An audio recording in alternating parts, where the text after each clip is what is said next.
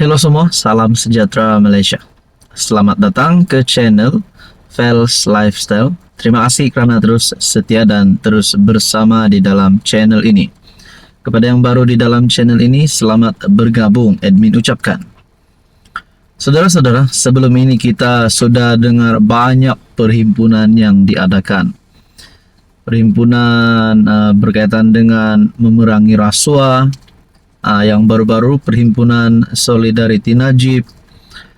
Jadi bagi saya perhimpunan yang dibuat ini adalah untuk menyampaikan suara rakyat. Nah, bercakap tentang perhimpunan dan bercakap tentang menyampaikan suara rakyat, mungkin kepada kerajaan ataupun mungkin juga kepada mana-mana kepimpinan politik di Malaysia. Ini satu lagi perhimpunan yang saya terima maklumat ini. Himpunan Rakyat Benci Rasuah di Ibu Negara 25 Januari. Tak pasti perhimpunan ini untuk memprotes kerajaan ataupun memprotes benda-benda tertentu ataupun isu-isu tertentu. Sekretariat Rakyat Benci Rasuah akan menganjurkan perhimpunan yang dinamakan Perhimpunan Rakyat Benci Rasuah di Ibu Negara pada 25 Januari. Sekretariat itu yang mewakili 50 organisasi dan 38 individu menuntut tindakan segera terhadap kes rasuah, melibatkan ahli politik, siasatan yang telus dan komitmen daripada semua pemimpin politik termasuk pembangkang untuk menamatkan gejala rasuah di negara ini. Adakah kerajaan buta atau tuli terhadap suara rakyat? Atau adakah pembangkang lebih bebal dengan menjadikan rasuah sebagai modal politik semata-mata? Kami turun ke jalanan kerana itu sahaja cara suara rakyat didengari. Baru-baru ini PM sendiri menasihati supaya belia usah sibuk pertahankan pemimpin rasuah. Maka kami sambut seruan tersebut, kata mereka dalam satu kenyataan. Perhimpunan itu dijadwalkan berlangsung pada 2.30 petang dengan peserta dijadwalkan berkumpul di hadapan Sogo sebelum berarah ke Dataran Merdeka. Nah, berkaitan dengan ini tak pasti perkara ini ataupun perhimpunan ini untuk memprotes kerajaan ataupun pembangkang. Tapi yang pasti perhimpunan ini adalah untuk melawan rasuah. Jadi adakah dengan ini mana-mana kepimpinan politik yang terlibat dengan rasuah akan mendapat tindakan yang selanjutnya dan sewajarnya. Bercakap tentang perhimpunan, bukanlah perhimpunan untuk memprotes kerajaan, bukanlah perhimpunan yang diadakan di Putrajaya ataupun di kediaman mana-mana pemimpin politik di Malaysia ini, tapi ini perhimpunan yang diadakan di Ibu Negara pada 25 Januari. Dalam kenyataan, sekretariat itu mempersoalkan mengapa isu-isu rasuah besar seperti skandal rasuah di Sabah yang didedahkan Malaysia kini, pelantikan pemimpin yang diragui integritinya, dan kegagalan menyelesaikan isu korupsi melibatkan ahli politik terus disapu ke bawah karpet. Kerajaan Madani yang kononnya membawa slogan keadilan kini turut bergelumang dengan isu-isu integriti. Malangnya, pembangkang juga gagal menawarkan alternatif yang baik. Dalam kedua-dua belah pihak, integriti seolah-olah telah mati, katanya.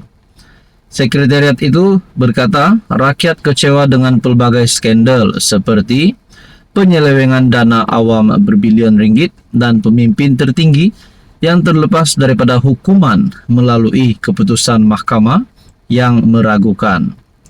Walaupun tidak menjelaskan secara terperinci, ia dipercayai merujuk keputusan Mahkamah Tinggi KL di NEE melepas tanpa membebaskan Zahid Hamidi dalam kes rasuah membabitkan jutaan ringgit daripada Yayasan Akal Budi pada 2023.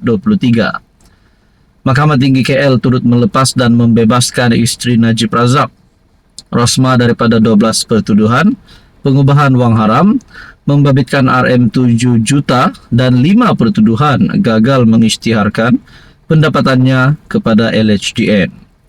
Kenyataan bersama itu antaranya ditandatangani Gabungan Pilihan Raya Bersih dan Adil Bersih, Suara Rakyat Malaysia Suaram, Borneo Comrade Muda dan Parti Sosialis Malaysia PSM, selain beberapa persatuan pelajar. Nah, akhirnya kita nantikan adakah perhimpunan ini akan memberi efek yang buruk kepada kerajaan ataupun pembangkang, ataupun sebaliknya memberikan efek yang baik kepada kerajaan ataupun pembangkang. Apa komen Anda? Hai, hello, salam sejahtera Malaysia. Selamat datang ke channel Fels Lifestyle. Terima kasih tuan-tuan dan puan kerana terus setia dan terus bersama di dalam channel ini. Saudara-saudara yang saya amat hormati, pada tahun 2025, antara detik-detik ataupun antara event besar yang dinantikan rakyat Sabah, terutamanya kepada kepimpinan politik di Malaysia, khususnya di negeri di bawah Bayu, di negeri Sabah. Setelah ada isu berkaitan dengan skandal rasuah Sabah yang juga melibatkan nama-nama besar kepimpinan kerajaan negeri Sabah dan melibatkan beberapa adun, di mana sebelum ini kita dengar berkaitan dengan adun berjemaah, rasuah berjemaah. Pada akhirnya ada yang berkata perkara ini yang melibatkan nama Ketua Menteri Sabah. Nah, kita tidak pasti kerana belum dibuktikan bersalah dan tiada pun kenyataan rasmi bahawa Ketua Menteri Sabah bersalah, ataupun mungkin juga Menteri Kewangan Sabah Masih Manjun bersalah, dan juga timbalan Ketua Menteri Sabah dan beberapa adun yang disebut. Belum ada kenyataan bahawa mereka bersalah. Tapi sudah mulai netizen di dalam ruangan komen melalui channel ini sebelum ini sudah ada perasaan untuk kerajaan negeri hari ini ditumbangkan kerana terlibat rasuah. Biasalah suara netizen. Bahkan ada sudah yang memberikan komen bahawa mereka mahu kerajaan negeri yang baru ditubuhkan. Makna kata kerajaan negeri JRS hari ini ditumbangkan. Semua ini hanya boleh dilakukan pada pilihan raya umum ke-16. Persoalannya, bilakah, maafkan saya, bukan PRU 16, tapi PRN Sabah pada tahun 2025. Walaupun sebelum ini KM Sabah ada membuat kenyataan bahawa PRN akan diadakan pada bulan Oktober 2025, tapi tidak mustahil untuk diawalkan sekiranya ada beberapa perkara yang boleh membuatkan PRN diawalkan. Jadi saudara-saudara, berkaitan dengan PRN Sabah, kita nantikan siapa yang akan menjadi kerajaan negeri yang seterusnya dan Ketua Menteri Sabah yang seterusnya.